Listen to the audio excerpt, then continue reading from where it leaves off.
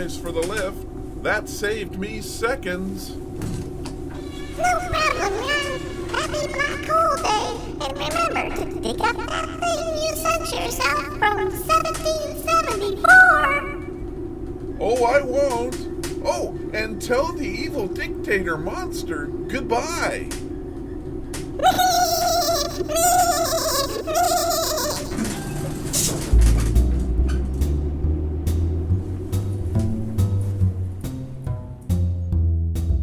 Hello and welcome to the podcast. This is Ron's Amazing Stories, where we play tales to take you away from today. Well, as you can see, I'm just returning from an amazing space adventure with my new friends. They're quite friendly, and we got to save the Earth not once, but twice. Fun times had by all. Well, until it wasn't. On the podcast today, we have an episode of X-1, followed up by a strange story about a man that holds the fate of two worlds in his hands. So, let's get this special sci-fi podcast going with this 5-minute mystery.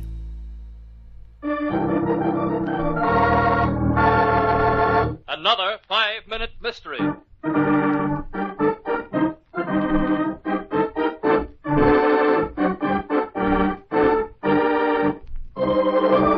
This 5-minute mystery is being brought to you by... When you need to get up at 10 a.m., not 10 p.m., you want N that knows the difference. So buy N from the people who make them. Get yours today.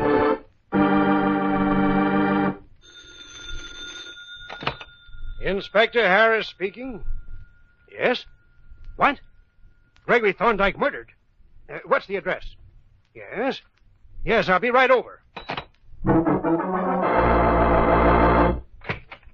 Inspector Harris is here, gentlemen. Oh, yes, Oliver. Show him in. This way, sir. How do you do, Inspector Harris? Won't you come in? I'm James Thorndyke, and this is my cousin, Robert Latimer. How do you do? Hello. Mr. Thorndyke, the coroner tells me your father died of stabbing. That's right, Inspector. He'd been stabbed right through the heart. Who discovered the body? I did, sir. Yes, Oliver? It was around 8 this morning. I was taking up Mr. Thorndyke's breakfast, as I do every morning, and found poor Mr. Thorndyke with that knife sticking in him. I see. Who was the last one to see him alive? Well, I guess I am.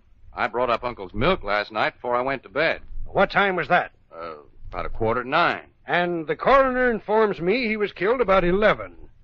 Where were you three last night at about 11? At 11? Why, I was at the movies. Did anyone see you there? No, not that I know of. Mm-hmm. Mr. Latimer? I'd gone to bed early last night, around 9. I slept right through the entire night until Oliver woke me this morning. Well, Oliver, where were you at 11?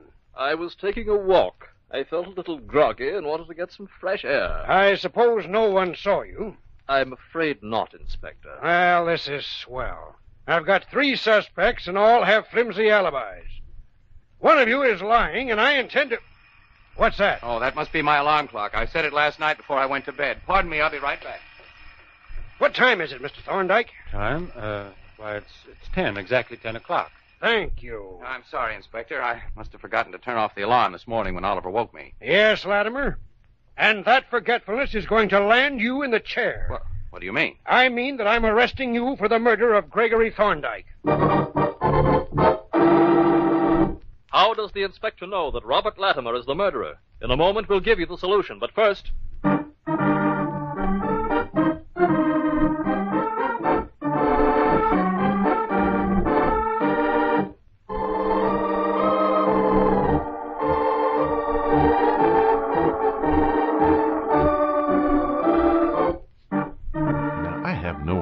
about this one. It just doesn't make any sense. I guess someone's going to get away with murder. The perfect crime. Oh well. This 5-minute mystery is being brought to you by... When you need to get up at 10 a.m., not 10 p.m., you want an... that knows the difference. Get yours today. now, back to the inspector. Mr. Latimer, you said that you went to bed at 9 last night and that you slept right through the entire night. But it's the truth. I am afraid you're wrong, Latimer. The alarm clock just proved that. If you had gone to bed at 9 last night and set your alarm clock for 10, as you told me, it wouldn't have gone off at 10 this morning, but at 10 o'clock last night. Yes, Latimer, you murdered your uncle, and we'll soon get the story out of you at headquarters.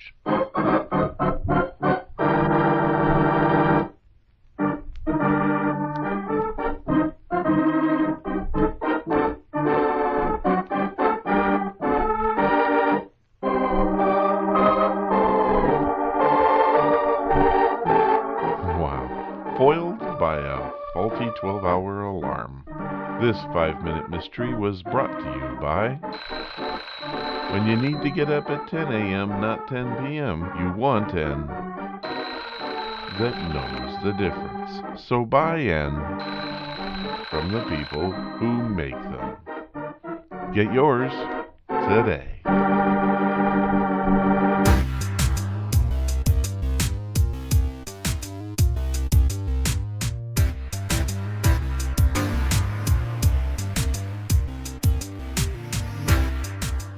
Well, this is Science Fiction Week here at the podcast, so I think we should probably have an OTR science fiction story from X-1.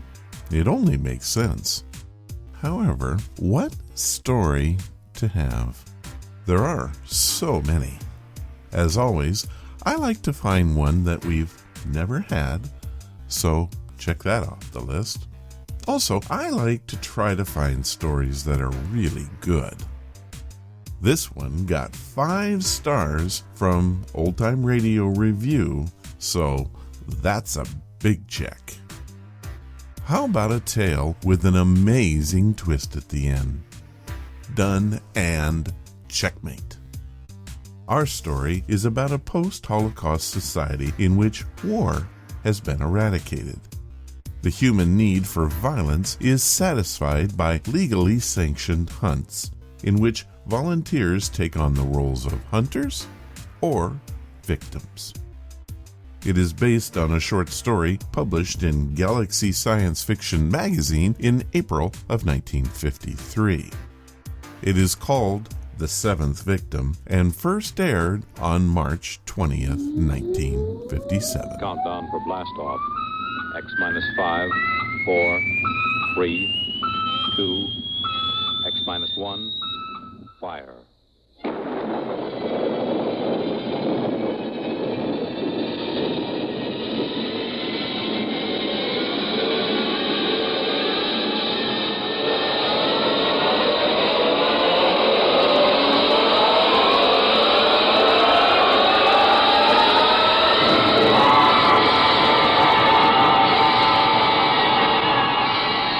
From the far horizons of the unknown come tales of new dimensions in time and space.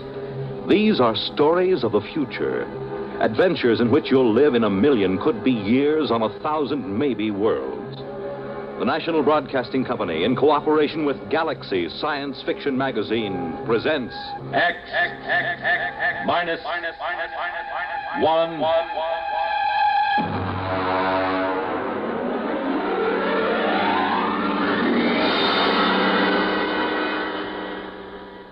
We go forward in time to the days when war has been outlawed, and in its place, there is a system of carefully controlled, legalized murder. The story, The Seventh Victim, by Robert Sheckley.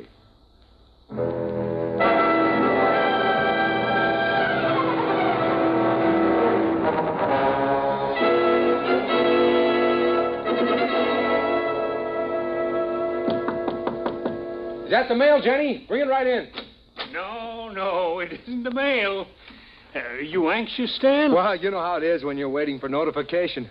It's been 2 weeks. The government's behind schedule, as usual. Oh, that's always the way it is. Now, when you get to be my age, you won't worry about it anymore. At 73, you can afford to wait for the mail. Well, how about the ad? Have you got it done? Sure, E.J. Want me to play it back for you?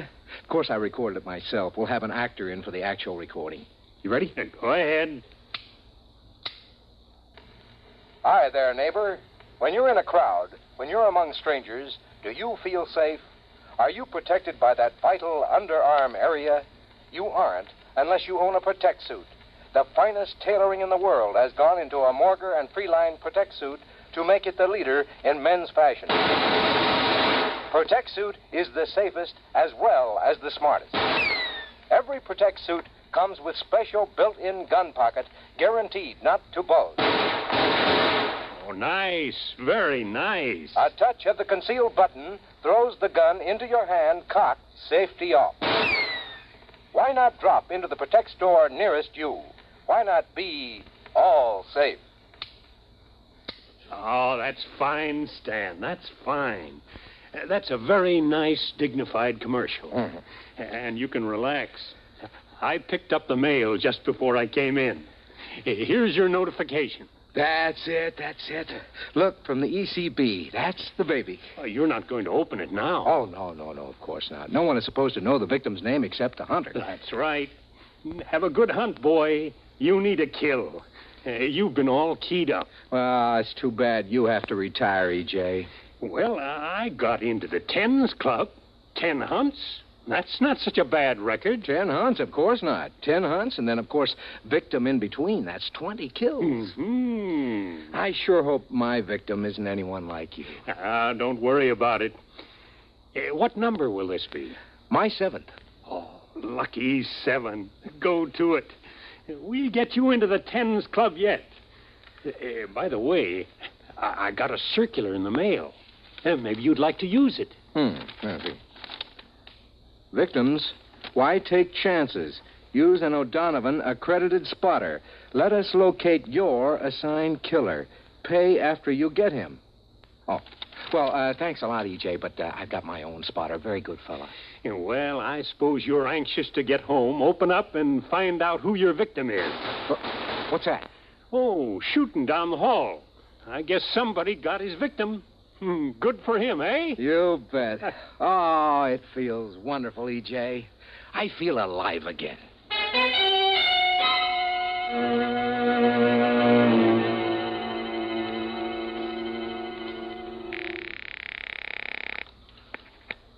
Morrow's Garage. Hello, Ed. Freeline. Oh, hi, Mr. Freeline. I'm going out on one, Ed. Wow. Good luck, Mr. Freeline. I suppose you want me to stand by. Yeah, that's right. I don't expect to be gone more than a week or two. I'll probably get my notification of victim status within 3 months of the kill. Well, I'll be standing by. Good hunting, Mr. Freeline. You'll be sure to save time for me now, Ed. I'd hate to be caught as a victim without a first-class spotter on my side, huh? Oh, now, don't you worry, Mr. Freeline. I'll be right there in your corner. I've got a couple of good ideas for an ambush that I haven't tried yet. Good. Well, I'll get back in touch with you right after the kill. So long.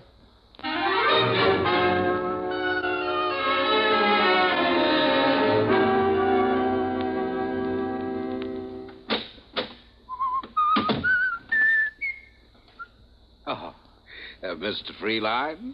What are you doing in my apartment? Allow me my card. Emmanuel Gale, Emotional Catharsis Bureau. What do you want from me? Oh, just a standard spot check in reorientation. Oh, I see you've got your notification. Yeah, that's right. I haven't opened it yet. Do you mind? No, go right ahead.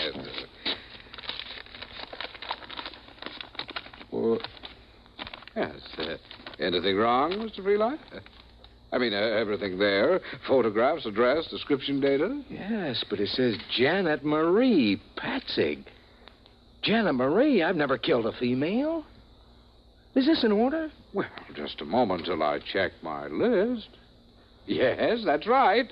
The girl registered with the board under her own free will. The law says she has the same rights and privileges as a man. Could you tell me how many kills she has? Well, I'm sorry, sir, but the only information you're allowed is the victim's legal status and the descriptive data that you've received. Could I draw another? Well, you can refuse the hunt, of course. That's your legal right, but you'll not be allowed another victim until you have served. Women, always trying to horn in on a man's game. Why can't they stay home? Just doesn't seem feminine. Look, Gail, do you mind if I start packing? Oh, no. Go right ahead. If you like, you can give me the historical checkout while you pack, and I'll just tick it off here on my list. Well, all right. Where do you want me to start? Let's see. Question 1, I think. When was the Emotional Catharsis Board established? Well, the board was formed at the end of the Fourth World War or the Sixth. Depends on if you count the new Argentina War. Well, either count will do. Go ahead. Well, let's see. Weapons increased in magnitude, efficiency, and exterminating power. Soldiers became accustomed to them, and it looked as if another war would be the war to end all wars. Would you hand me those shirts, please? Oh, yes, of course. So, this time, the peace had to last for all time, but the government recognized the presence of a need for violence in a large percentage of mankind. They recognized the validity of competition, love of battle in the face of overwhelming odds, and these, they felt, were admirable traits for the race. So their problem was to arrange a lasting peace that would stop the race from destroying itself without removing responsible traits. I'll just get a new toothbrush in New York. Very good, very good. All right, Mr. Freeline. Now, if you could run down the basic rule. Well, anyone who wants to signs up with ECB for a fine, legal murder. Then, of course, he has to take his turn a few months later, if he survives. The Emotional Catharsis Board picks the victims' names at random. A hunter is allowed 6 months to make his kill. Armament? Yeah. He's allowed to use a standard caliber pistol.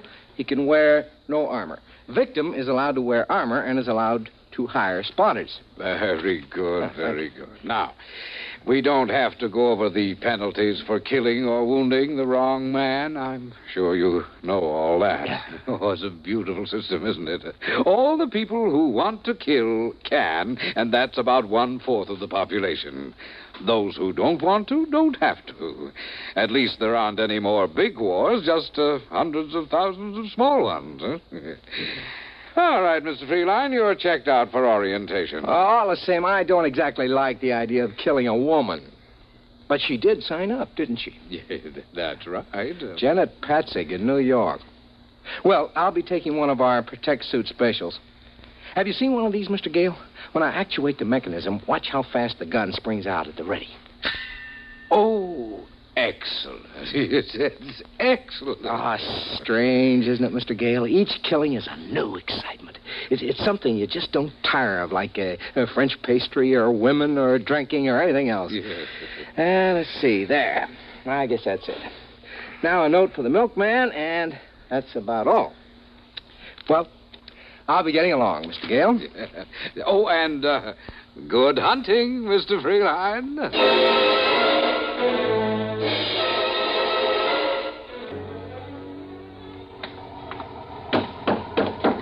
Where to, Chief? Carlton Hotel. Carlton, you bet. Just get into town? Is it that noticeable? I've been picking up from the airport for maybe 10 years. I can spot an out-of-town killer by the way he carries his suitcase. You wouldn't be working as a spotter, would you? Oh, no. The Hack Bureau don't like it. This isn't your first kill, I can tell. Yeah? Yeah, guys on their first kill get too anxious. They want to drive right to the victim's address, walk right into an ambush. I'd say you had maybe 5, 6... 7. 7? Well, you haven't got too long to go before you get into the Tens Club. You ever been hunting? Nah, I can't afford it. Look, I'll tell you what. If you can just drive me around the Chelsea area, I'd just like to look at the streets. Aha, that's where your victim hangs out, huh? Sure, be glad to. You know what you ought to do, Mac? You ought to drop in at the Hunter hunting show at the Coliseum. They got everything. Bulletproof vests for victims, hats with bulletproof crowns. I seen an ad for a Malvern straight shot ECB approved. Carried a load of 12 shots with a deviation of less than 1,000th inch per 1,000 feet. Oh, it sounds like a fine gun. And they got all kinds of trick things. You know, canes with 4-shot magazines, 45 caliber flashlights, all kinds of things. Oh, those kind of novelties are all right for the first time, but the old-fashioned ways are the best. Hey, look at that. Somebody got it. I missed it. Nothing to see now. In about 4 minutes, the guys from the Department of Sanitation will carry away the corpse. Yeah? Well, this is the neighborhood, Chief. You want to give me the address? No, I'll just drive around. Okay, you're paying a meter.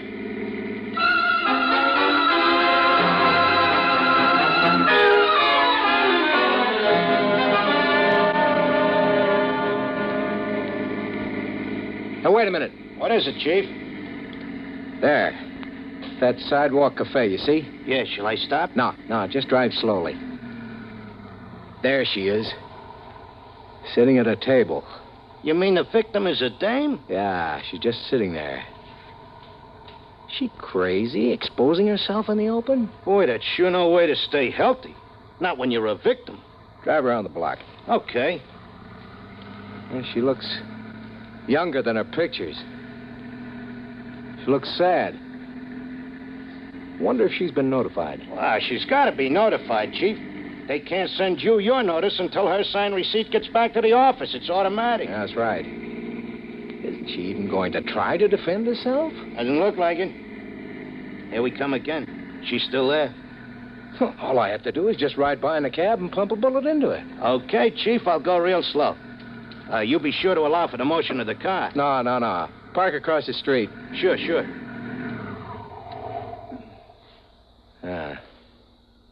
Both her hands are on top of the table.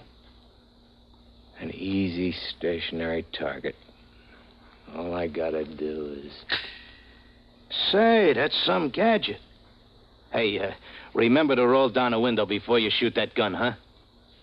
Nah, it's an easy shot. It's too easy. Look, mister, hurry up, will you? If a cop comes along and finds you shooting out of my cab, he'll give me a ticket for double parking. Nah, it's too easy. All my other 6 kills have been hard. My victims have tried every dodge. One of them hired a dozen spotters. I got them all. I dressed as a milkman. Hey, that's pretty clever. Nah, this wouldn't be a trophy. Here, put your flag up. I'm getting out. Okay. Going over to talk to her. She's your victim. I know. It's too easy this way.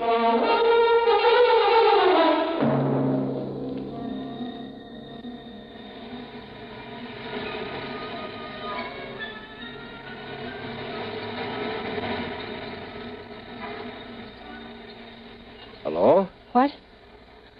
Hey, look, if I'm being fresh, just tell me and I'll go. I'm an out-of-towner here on a convention. I'd just like to talk to somebody. If you'd rather I didn't... Oh, I don't care. May I sit down? Like to buy you a drink, if I can? I don't care. My name is Stanton Freeline. I'm Janet. Janet what? Janet Patzik. Well, nice to know you. Are you doing anything tonight, Janet? I'm probably being killed tonight. Oh, are you a victim? You guessed it. If I were you, I'd stay out of the way. No sense getting hit by mistake. Well, you're awfully calm about it. Don't you care? Haven't you got any spotters? No. Mr. Freeline, I'm a bad, bad girl. Huh? I got the idea I'd like to commit a murder, so I signed for ECB. Then I couldn't do it. Oh, I am sorry. But I'm still in, of course, even though I didn't shoot. I still have to be a victim. Well, why don't you hire some spotters? I couldn't kill anyone. I just couldn't. I don't even have a gun. Well, you got a lot of courage coming out in the open this way. What can I do? You can't hide from a hunter, not a real one. I don't have enough money to make a disappearance. Well, since it's your own defense, I should think... No, I've made up my mind about that. This whole thing is wrong, this whole system. When I had my victim in the sights, I saw how easily I could... Oh, let's forget it. I'm glad you talked to me. At least it'll pass the time.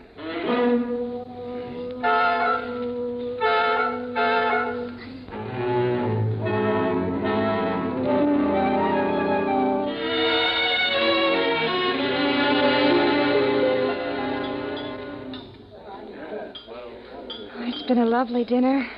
Just lovely.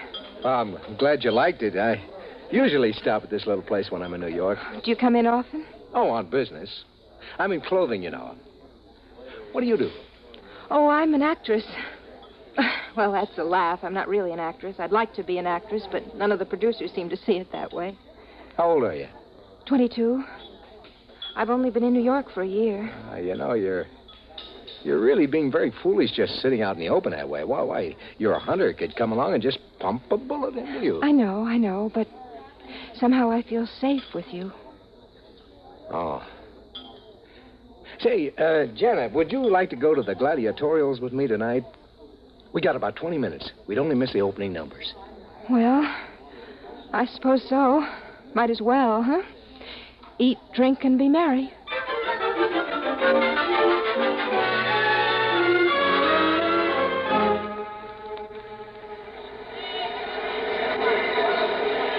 You know, I'm a little disappointed. Why? Oh, I thought the New York gladiatorials would be something special. It's about the same as Cleveland. Historical events, swordsmen and netmen, duels with sabers and foil. Isn't there any difference? Well, the duel to the death is the same in Cleveland as it is in New York. You know, that's funny. I used to think that gladiatorials were very exciting. Now they just make me a little sick. Well, you can get tired of the best of shows. Frankly, I think it was a mistake starting to televise the gladiatorials. It cut down on the box office for one thing, and for another, it just isn't the same as being right there in the stadium, you know? No, it isn't. Well, you want to stay for the second half? Let me see. They got bullfighting, lion fighting, bow and arrow, and dueling on the high wire. No, I've had about enough. All right. Shall I take you home? Would you please?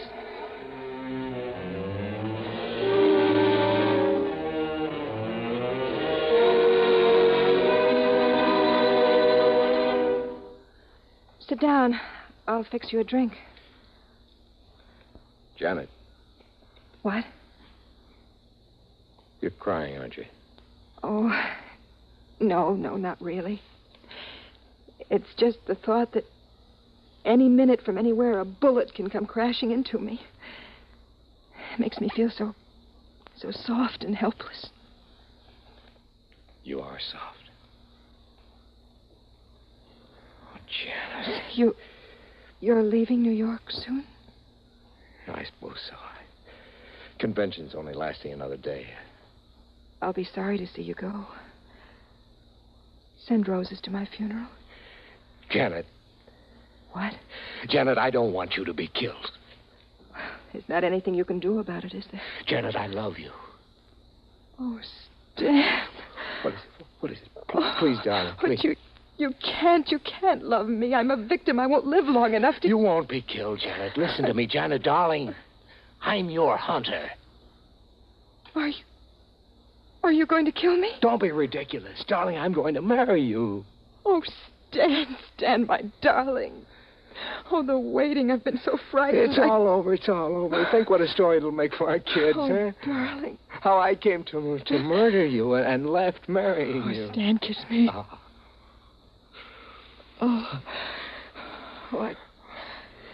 I think I'd better have a cigarette. Let's start packing. No, wait. You haven't asked if I love you. What?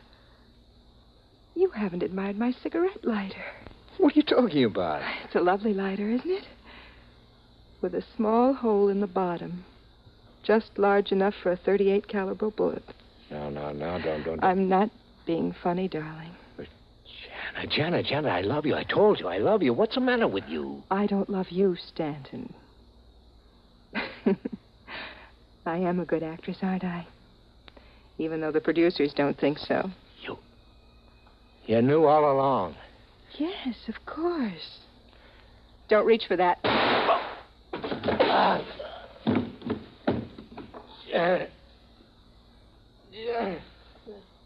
Yes, darling.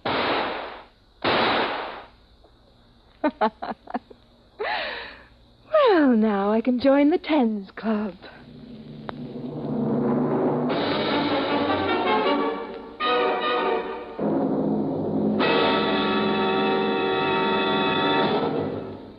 You have just heard X-1, presented by the National Broadcasting Company in cooperation with Galaxy Science Fiction Magazine. X-1 has brought you The Seventh Victim, a story from the pages of Galaxy written by Robert Sheckley and adapted for radio by Ernest Kenoy. Featured in the cast, Lawson Zerbe as Freeline, Terry Keane as Janet, his killer, Frank Maxwell as the cab driver, Ian Martin as Emmanuel Gale of the Emotional Catharsis Bureau, Irv West as Freeline spotter, and Arthur Hughes as his business partner. Your announcer, Fred Collins. X-1 was directed by Kenneth McGregor and is an NBC Radio Network production. This is a great story which still has the ability to shock and surprise. It is clever, darkly satirical, with a real bite to it.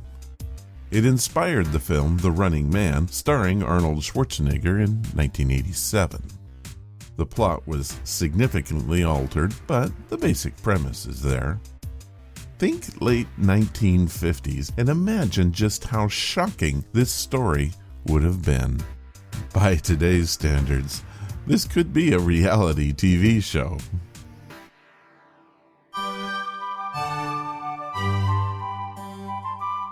As read by amazing stories, read by amazing people.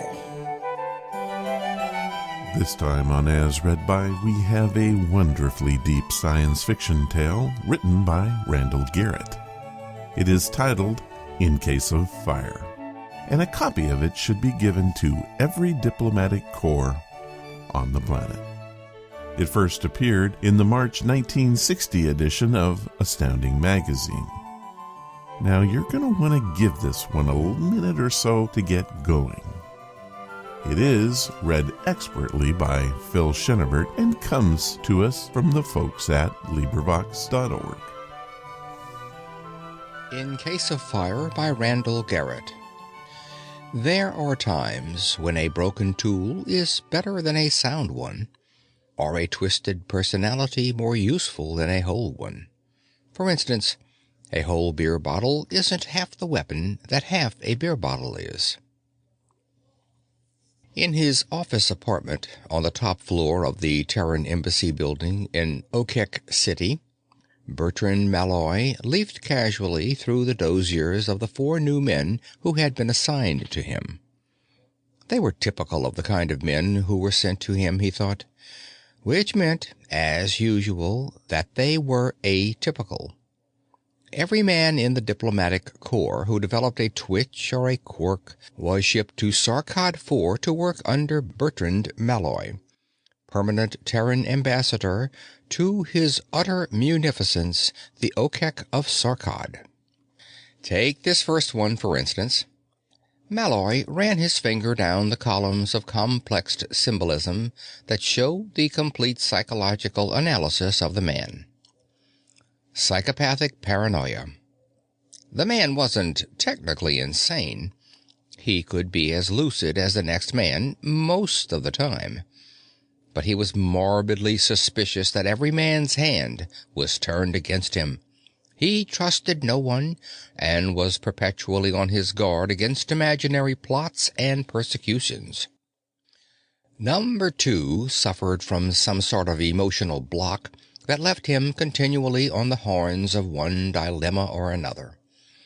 He was psychologically incapable of making a decision if he were faced with 2 or more possible alternatives of any major importance. Number 3. Malloy sighed and pushed the dossiers away from him. No 2 men were alike, and yet there sometimes seemed to be an eternal sameness about all men. He considered himself an individual, for instance, but wasn't the basic similarity there, after all? He was how old? He glanced at the Earth calendar dial that was automatically correlated with the Sarkadic calendar just above it. 59 next week. 59 years old. And what did he have to show for it besides flabby muscles, sagging skin, a wrinkled face, and gray hair? Well, he had an excellent record in the Corps, if nothing else. One of the top men in his field. And he had his memories of Diane, dead these 10 years, but still beautiful and alive in his recollections. And, he grinned softly to himself, he had Sarkad. He glanced up at the ceiling and mentally allowed his gaze to penetrate it to the blue sky beyond it. Out there was the terrible emptiness of interstellar space. a great yawning infinite chasm capable of swallowing men, ships, planets, suns, and whole galaxies without filling its insatiable void. Malloy closed his eyes. Somewhere out there, a war was raging. He didn't even like to think of that, but it was necessary to keep it in mind. Somewhere out there, the ships of Earth were ranged against the ships of the alien Karna in the most important war that mankind had yet fought. And, Malloy knew, his own position was not unimportant in that war. He was not in the battle line, nor even in the major production line, but it was necessary to keep the drug supply lines flowing from Sarkad, and that meant keeping on good terms with the Sarkadic government. The Sarkada themselves were humanoid in physical form, if one allowed the term to cover a wide range of differences, but their minds just didn't function along the same lines. For 9 years, Bertrand Malloy had been ambassador to Sarkad, and for 9 years no Sarkada had ever seen him. To have shown himself to one of them would have meant instant loss of prestige. To their way of thinking, an important official was aloof.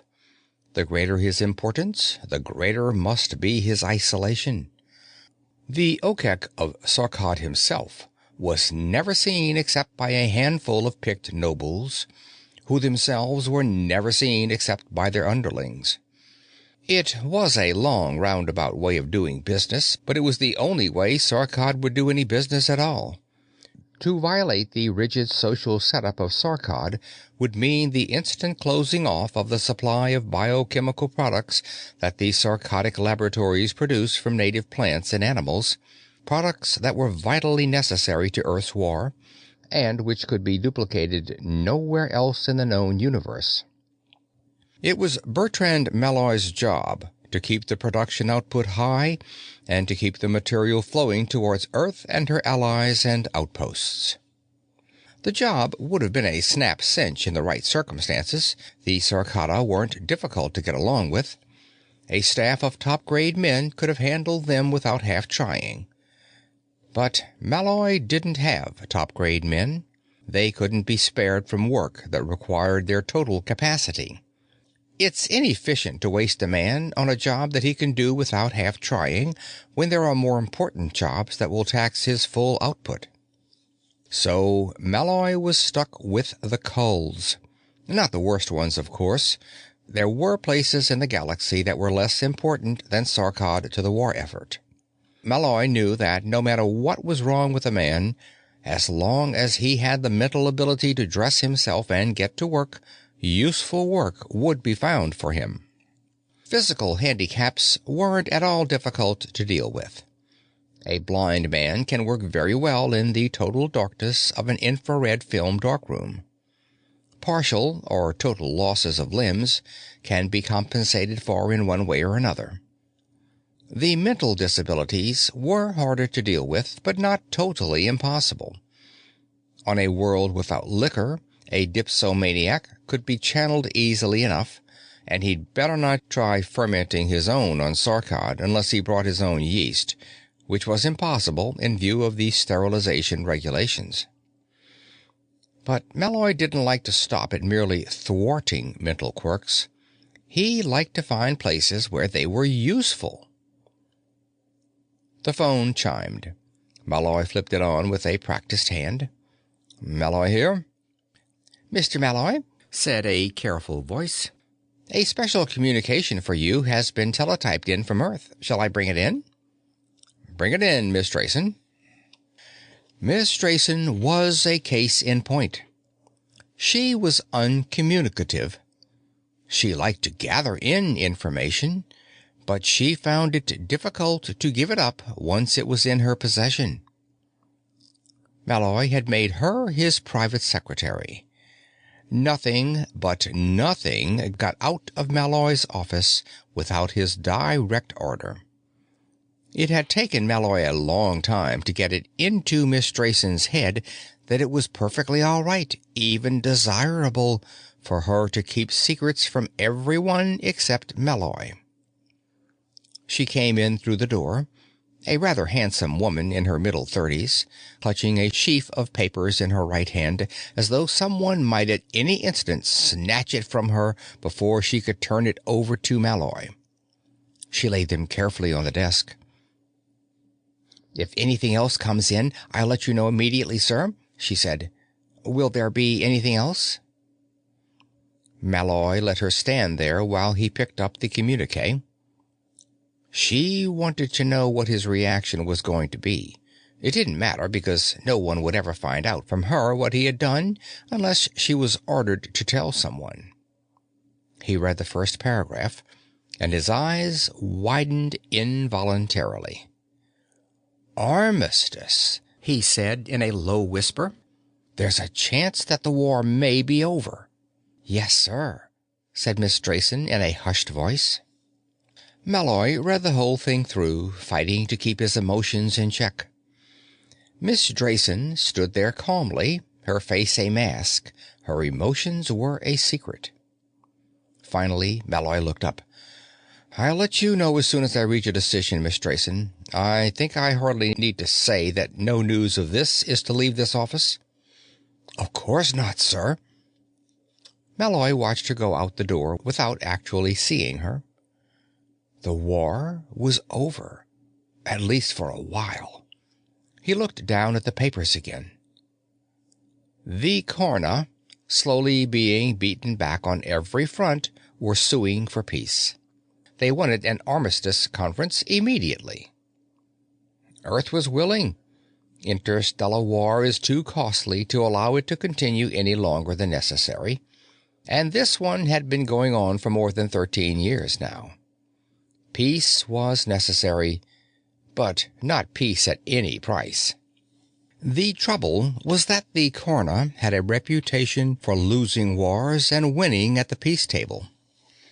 They were clever, persuasive talkers.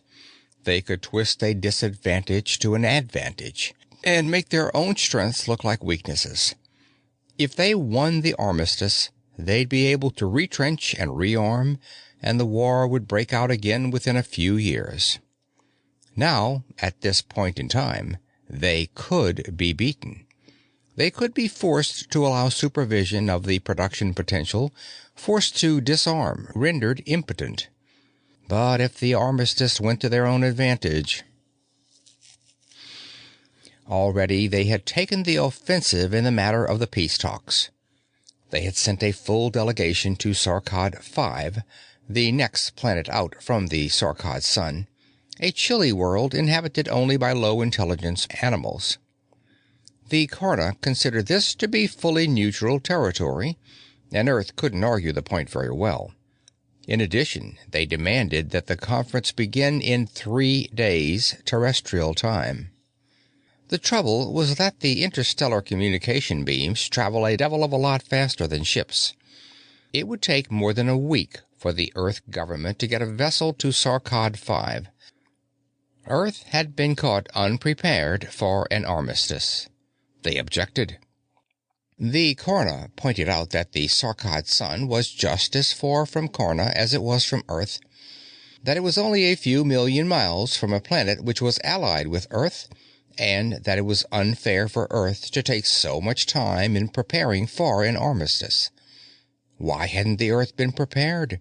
Did they intend to fight to the utter destruction of Karn? It wouldn't have been a problem at all if Earth and Karn had fostered the only 2 intelligent races in the galaxy. The sort of grandstanding the Karna were putting on had to be played to an audience. But there were other intelligent races throughout the galaxy. Most of them had remained as neutral as possible during the Earth-Karn War. They had no intention of sticking their figurative noses into a battle between the 2 most powerful races in the galaxy. But whoever won the armistice would find that some of the now neutral races would come in on their side if war broke out again. If the Karna played their cards right, their side would be strong enough next time to win. So Earth had to get a delegation to meet with the Karna representatives within the 3-day limit, or lose what might be a vital point in the negotiations. And that was where Bertrand Malloy came in. He had been appointed Minister and Plenipotentiary Extraordinary to the Earth-Karn Peace Conference. He looked up at the ceiling again. "What can I do?" he said softly. On the second day after the arrival of the communique, Malloy made his decision. He flipped on his intercom and said, "Miss Drayson, get hold of James Norden and Kylan Brainiac. I want to see them both immediately. Send Norden in first, and tell Brainiac to wait." "Yes, sir." "And keep the recorder on. You can file the tape later." "Yes, sir." Malloy knew the woman would listen in on the intercom anyway, and it was better to give her permission to do so. James Norden was tall, broad-shouldered, and 38. His hair was graying at the temples, and his handsome face looked cool and efficient. Malloy waved him to a seat. "Norden, I have a job for you. It's probably one of the most important jobs you'll ever have in your life. It can mean big things for you, promotion and prestige if you do it well." Norden nodded slowly.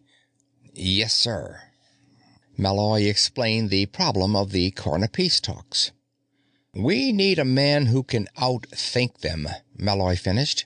"And judging from your record, I think you're that man. It involves risk, of course. If you make the wrong decisions, your name will be mud back on Earth. But I don't think there's much chance of that, really. Do you want to handle small-time operations all your life? Of course not. You'll be leaving within an hour for Sarkad 5. Norden nodded again. "Yes, sir, certainly. Am I to go alone?" "No," said Malloy. "I'm sending an assistant with you, a man named Kylan Brainiac. Ever heard of him?" Norden shook his head. "Not that I recall, Mr. Malloy. Should I have?" "Not necessarily. He's a pretty shrewd operator, though. He knows a lot about interstellar law, and he's capable of spotting a trap a mile away. You'll be in charge, of course, but I want you to pay special attention to his advice." "I will, sir," Norden said gratefully. "A man like that can be useful." "Right. Now, you go into the anteroom over there. I've prepared a summary of the situation, and you'll have to study it and get it into your head before the ship leaves. That isn't much time, but it's the Karna who are doing the pushing, not us." As soon as Norton had left, Malloy said softly, "Send in Brainiac, Miss Drayson." Kylan Brainiac was a smallish man with mouse-brown hair that lay flat against his skull, and hard, penetrating dark eyes that were shadowed by heavy, protruding brows. Malloy asked him to sit down. Again, Malloy went through the explanation of the peace conference. "Naturally, they'll try to trick you every step of the way," Malloy went on. "They're shrewd and underhanded. We'll simply have to be more shrewd and more underhanded. Norton's job is to sit quietly and evaluate the data. Yours will be to find the loopholes they're laying out for themselves and plug them. Don't antagonize them, but don't baby them either. If you see anything underhanded going on, let Norden know immediately. They won't get anything by me, Mr. Malloy." By the time the ship from Earth got there, the peace conference had been going on for 4 days. Bertrand Malloy had full reports on the whole parley, as relayed to him through the ship that had taken Norden and Brainiac to Sarkad 5. Secretary of State Blinwell stopped off at Sarkad 4 before going on to 5 to take charge of the conference. He was a tallish, lean man with a few strands of gray hair on the top of his otherwise bald scalp, and he wore a hearty professional smile that didn't quite make it to his calculating eyes. He shook Malloy's hand, and shook it warmly. "How are you, Mr. Ambassador?" Fine, Mr. Secretary. How's everything on Earth? Tense. They're waiting to see what's going to happen on 5. So am I, for that matter. His eyes were curious. You decided not to go yourself, eh? I thought it better not to. I sent a good team instead. Would you like to see the reports? I certainly would. Malloy handed them to the secretary, and as he read, Malloy watched him. Blenwell was a political appointee. A good man, Malloy had to admit, but he didn't know all the ins and outs of the diplomatic corps. When Blenwell looked up from the reports at last, he said, Amazing. They've held off the coroner at every point. They've beaten them back. They've managed to cope with and outdo the finest team of negotiators the coroner could send. I thought they would, said Malloy, trying to appear modest. The secretary's eyes narrowed. I've heard of the work you've been doing here with, sick men. Is this one of your, successes? Malloy nodded. I think so. The coroner put us in a dilemma, so I threw a dilemma right back at them. How do you mean?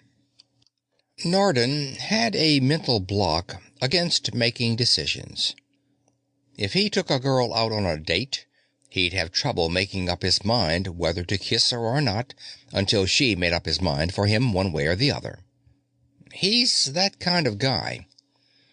Until he's presented with one clear, single decision which admits of no alternatives, he can't move at all. As you can see, the coroner tried to give us several choices on each point, and they were all rigged.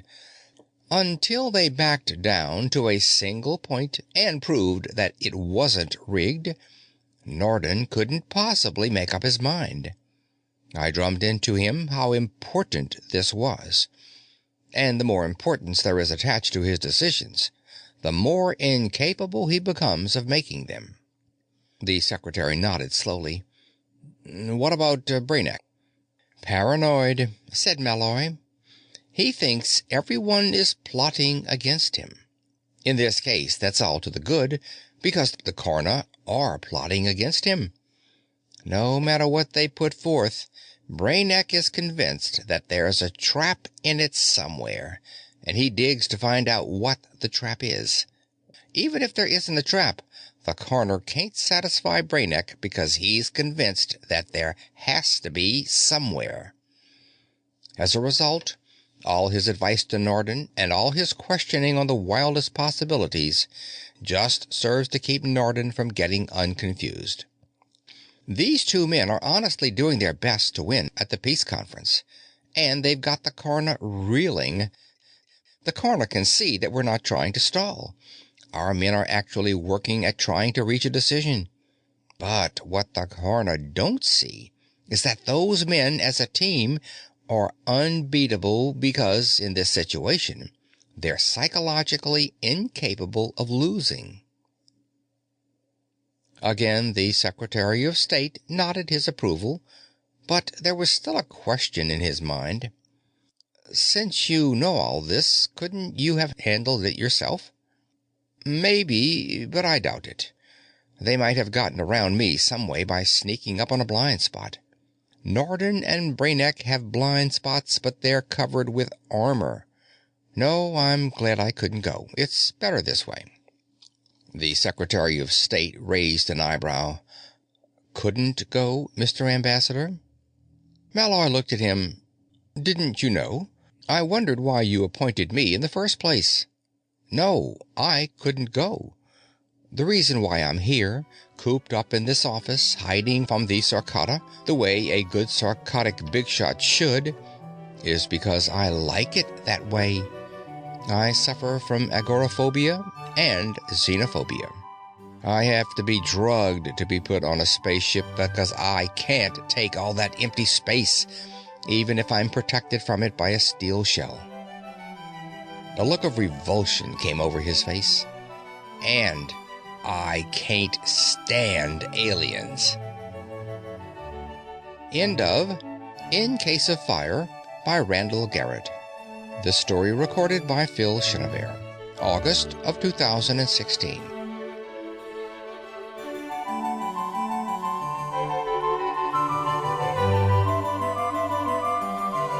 Our author today was Randall Garrett, whose favorite genre was American science fiction. Garrett was a prolific contributor to Astounding and other science fiction magazines of the 50s and 60s. He is best known for the Lord Darcy books, which are detective stories from an alternate history. The Darcy books are rich in jokes, puns, and should be a satirist's guide to Sherlock Holmes. Garrett's short novel called Brain Twister was nominated for a Hugo Award for Best Novel in 1960. How about that?